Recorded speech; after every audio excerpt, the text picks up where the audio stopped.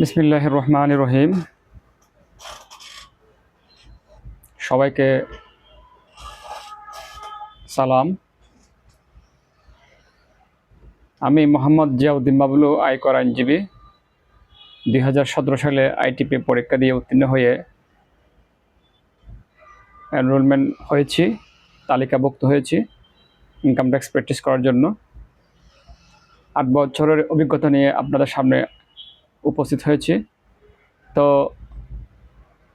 আজকে ঈদের 6ষ্ঠ দিন, আপনাদের সকলকে জানাই ঈদের শুভেচ্ছা, ঈদ মোবারক।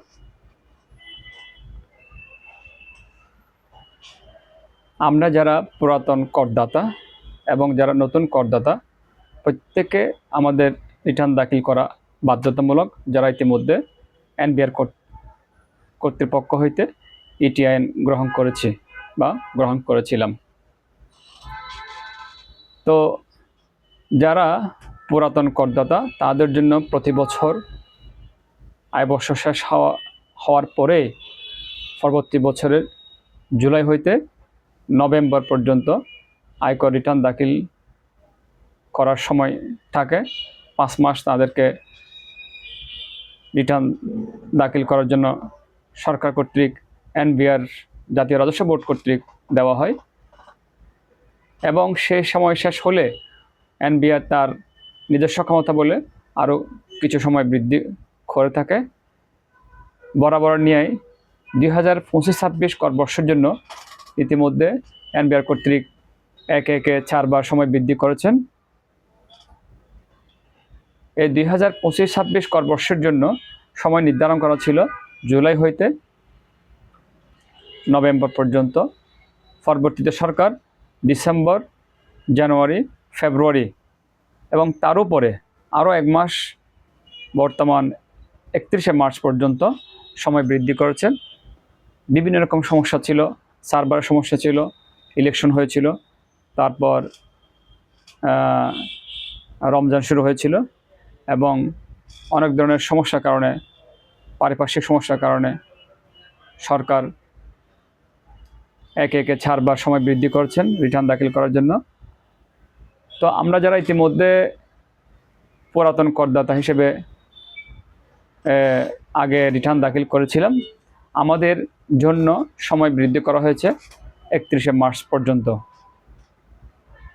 2026 সালের 31শে মার্চের পরে আশা করছি আর সময় বৃদ্ধি নাও করতে পারে এনবিআর কর্তৃক। তো সময় বৃদ্ধি কিংবা তারও আগে যারা রিটার্ন দাখিল করে থাকে, তাদের জন্য কিছু সুবিধা কিংবা কিছু বেনিফিট দেওয়া হয়। বিশেষ করে ট্যাক্স রিবেট কিংবা কর অব্যাহতি কিংবা কর রিয়াদ নামে কিছু সুবিধা আমরা পেয়ে থাকি।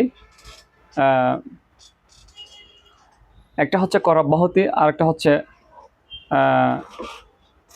কর রিয়াদ বলা হয়। কর অব্যাহতি যেটাকে বলা হয় এক্সেমটেড ইনকাম, আর কর রিয়াদ হচ্ছে কিছু ইনভেস্টমেন্ট আমাদের করতে হয় বা আমরা করে থাকি। যে সমস্ত ইনভেস্টমেন্টের উপর সরকার কিছু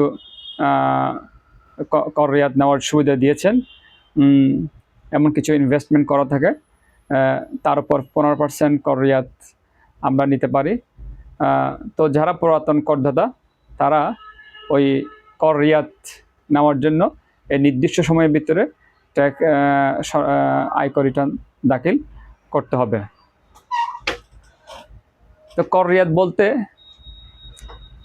বিশেষ করে কয়েকটা ইনভেস্টমেন্টের উপর কর রিয়াদ নেওয়া হয়।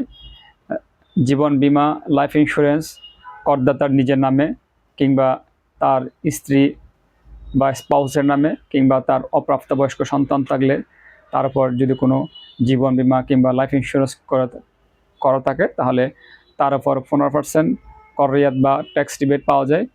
এছাড়া কোনো ধরনের ডিপিএস করা থাকলে ব্যাংকে, বিশেষ করে প্রতি মাসে 10,000 টাকা করে, মোট 1 বছরে 1,20,000 টাকা পর্যন্ত সর্বোচ্চ ইনভেস্টমেন্টের উপর 15% ট্যাক্স রিবেট নেওয়া যায়।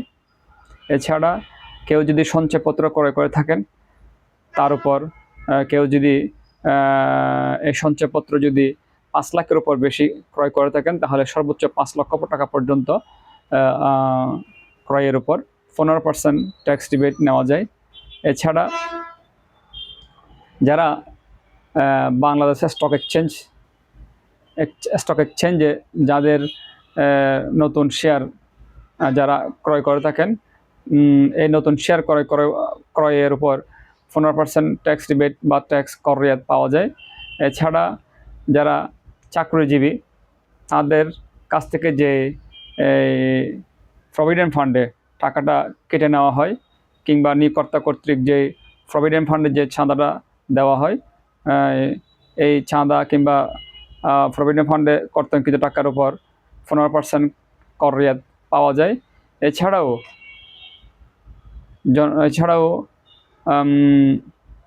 ওয়েলফেয়ার ট্রাস্ট কিংবা গ্রুপ ইন্স্যুরেন্স, যৌথ বিমা যাদের চাকরিজীবী যারা তাদের কাছ থেকে যে টাকাটা কেটে নেওয়া হয় এই গ্রুপ ইন্স্যুরেন্স কিংবা ওয়েলফেয়ার ট্রাস্টে কিংবা সুপার অ্যানুয়েশন ফান্ড নামে একটা ফান্ড আছে, এখানেও যদি কোনো টাকা কর্তন করা হয় তাহলে তার উপর 15% ট্যাক্স রিবেট বা কর রিয়াত পাওয়া যায়।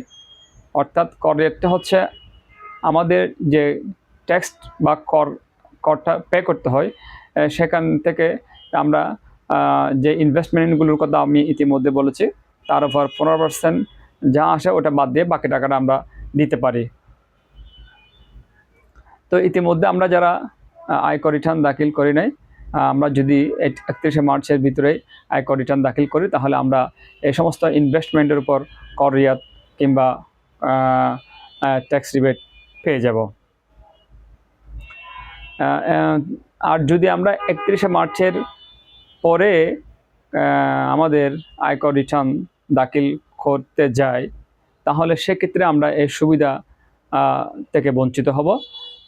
তাই আমাদের প্রত্যেকের উচিত 31শে মার্চের ভিতরে কর রিয়াতটা নেওয়ার জন্য আয়কর রিটার্ন দাখিল করে ফেলা।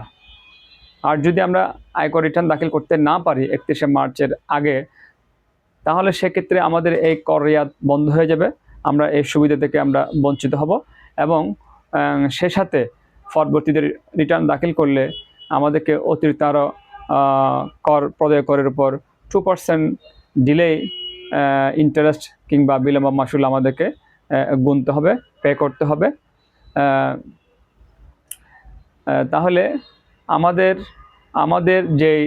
আমরা যে সমস্ত করদাতা ইতিমধ্যে ট্যাক্স রিবেট নেওয়ার জন্য, কর রিয়াত নেওয়ার জন্য ডিপিএস করেছি কিংবা ইন্স্যুরেন্স, লাইফ ইন্স্যুরেন্স করেছি কিংবা সঞ্চয়পত্র ক্রয় করেছি কিংবা আমাদের যারা চাকরিজীবী তাদের কাছ থেকে যে প্রভিডেন্ট ফান্ডে টাকাটা কেটে নেওয়া হয়েছে, গ্রুপ ইন্স্যুরেন্স কিংবা ওয়েলফেয়ার ট্রাস্ট কিংবা সুপার অ্যানুয়েশন ফান্ডে যে টাকাটা কেটে নেওয়া হয়েছে এটার উপর আমরা কোনো ধরনের রিবেট বা রিয়াত পাবো না।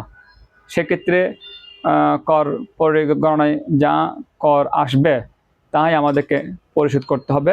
সেই সাথে উক্ত করের উপর আরও 2% অতিরিক্ত আমাদেরকে কর দিতে হবে, যেটাকে আমরা বলি বিলম্ব মাশুল কিংবা ডিলে ইন্টারেস্ট। তাহলে আমরা যারা পুরাতন করদাতা আমাদের অবশ্যই 31শে মার্চের মধ্যে রিটার্ন দাখিল করে ফেলা বাধ্যতামূলক, অন্যথায় কর রিবেট বা কর রিয়াত কিংবা কর অব্যাহতি যেটা বলা হয় এগুলো থেকে আমরা বঞ্চিত হব। আমি একটা এক্সাম্পল দিই, ধরে নেওয়া যাক কারো কর আসতেছে 30,000 টাকা, সে হয়তো চাকরিজীবী, সে হয়তো বা তার হয়তো কোনো বিল্ডিং বা ভবন আছে তার সেখান থেকে ইনকাম হয় কিংবা তার কৃষি আয় কিংবা তার অন্যান্য ইনকাম যদি থাকে তাহলে সেক্ষেত্রে সেই ইনকামের উপর যদি কারো 30,000 টাকা ট্যাক্স যদি আসে তাহলে আমরা যখন 31শে মার্চের পরে যদি রিটার্ন দাখিল করে থাকি ওই 30,000 টাকা আমাদেরকে কী করতে হবে, দিতে হবে। আর যদি 31শে মার্চের আগে যদি আমরা রিটার্ন দাখিল করে থাকি তাহলে আমাদের যে ইনভেস্টমেন্টগুলো থাকবে, সেফর ইনভেস্টমেন্ট, ডিপিএসের উপর ইনভেস্টমেন্ট, তাহলে আমরা যদি 1,20,000 টাকা এক বছরে ডিপিএস করে থাকি তাহলে তার উপর 15% প্রায় 18,000 টাকা ট্যাক্স আমরা মওকুফ হয়ে যাব। তাহলে সেক্ষেত্রে 30,000 থেকে 18,000 টাকা বাদ দিলে বাকি আমাকে আরও 12,000 টাকা ট্যাক্স পে করতে হবে। আবার যাদের ইন্স্যুরেন্স আছে তাদের ইন্স্যুরেন্সের উপর 10% আমরা ট্যাক্স রিবেট পেয়ে যাব। অন্যথায় 31শে মার্চের পরে যদি আমরা রিটার্ন দাখিল করে থাকি তাহলে সেক্ষেত্রে আমরা এই ধরনের সুবিধা বা কর রিয়াত বা ট্যাক্স রিবেট পাবো না। তাহলে আমাদের উপর যে টাকাটা কর পরিগণায় আমাদেরকে যে টাকাটা প্রদেয় হবে তা আমাদেরকে পে করতে হবে। তো আপনাদের কাছে আমার বিনীত অনুরোধ, যারা ইতিমধ্যে পুরাতন করদাতা আগে বিভিন্ন করবর্ষে রিটার্ন দাখিল করেছিলাম, আমরা 2025-26 করবর্ষের যে সর্বশেষ সময়সীমা যে দেওয়া হয়েছে 31শে মার্চ, আমরা 31শে মার্চের ভিতরে যেন রিটার্ন দাখিল করে ফেলি। আর যারা ইতিমধ্যে কোনো রিটার্ন দাখিল করে নাই, অর্থাৎ নতুন করদাতা, তাদের জন্য কিন্তু 31শে মার্চ পর্যন্ত কোনো সময় নেই। তারা সময় পাবে 30শে জুন 2026 সালের 30শে জুন পর্যন্ত। অর্থাৎ 2025-26 করবর্ষের জন্য নতুন করদাতাদের রিটার্ন দাখিলের সময়সীমা হচ্ছে 30শে জুন পর্যন্ত। তাদের জন্য কিন্তু 31শে মার্চের কোনো সময়সীমা নেই। সময়সীমা হচ্ছে যারা পুরাতন করদাতা, ইতিমধ্যে যারা আগের করবর্ষে রিটার্ন দাখিল করেছেন তাদের জন্য। আশা করি আপনারা বুঝতে পেরেছেন আমি যে ব্যাখ্যাটা আপনাদের সামনে তুলে ধরেছি।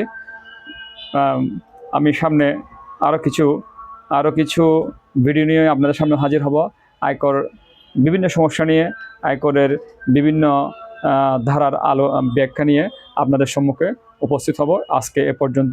সবাইকে শুভেচ্ছা। আসসালামু আলাইকুম ওয়া রাহমাতুল্লাহ।